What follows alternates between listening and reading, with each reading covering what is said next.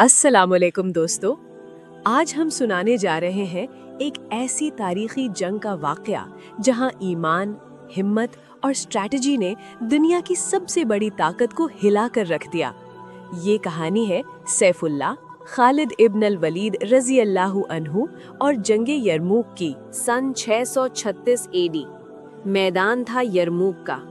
एक तरफ Roman empire की अजीम फौज जो तादाद में मुसलमानों से कई गुना ज्यादा थी, दूसरी तरफ मुसलमान सिपाही जिनकी तादाद कम थी लेकिन उनका ईमान पहाड़ से भी ज्यादा मजबूत था। रोमन लश्कर को यकीन था कि ये जंग उनके लिए आसान होगी, मगर उन्हें अंदाजा नहीं था कि मुकाबले में कौन खड़ा है। खालिद बिन वलीद रजी अल्लाहु अन्हु सिर्फ तलवार चलाने वाले सिपहसालार नहीं थे, वो स्ट्रैटेजी के माहिर थे। उन्होंने फौज को मुख्तलिफ हिस्सों में तकसीम किया और एक मोबाइल गार्ड तैयार की, ऐसी कैवलरी जो जंग के दौरान जहां जरूरत हो फौरन पहुंच जाए। जहां दुश्मन दबाव बनाता वहां खालिद रजी अल्लाहु अन्हु अपने घोड़ों के साथ बिजली की तरह पहुंच जाते। उनकी ये स्ट्रैटेजी रोमन फौज को कंफ्यूज कर देती।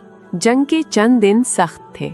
एक मोड़ पर रोमन फौज ने मुसलमानों के राइट विंग पर जबरदस्त हमला किया। कुछ लोग पीछे हटने लगे। उस वक्त धूल उठी, घोड़ों की ताप सुनाई दी और खालिद रजी अल्लाहु अन्हु नारे तकबीर लगाते हुए मैदान में दाखिल हुए। अल्लाहु अकबर! उनकी आमद ने फौज के हौसले दोबारा जिंदा कर दिए। रिवायत में आता है कि इस जंग में उनकी कई तलवारें टूट गईं, लेकिन उनका जज्बा न टूटा। आखिरी दिन खालिद रजी अल्लाहु अन्हु ने फैसला कुन प्लान बनाया। उन्होंने अपनी कैवलरी से पीछे से हमला करवाया, जबकि सामने से भी दबाव बरकरार रखा। रोमन सफाई टूटने लगी, उनका निजाम बिखर गया। धीरे धीरे उन्हें यरमूक की वादी की तरफ धकेल दिया गया, जहां से उनके लिए बचकर निकलना मुश्किल हो गया।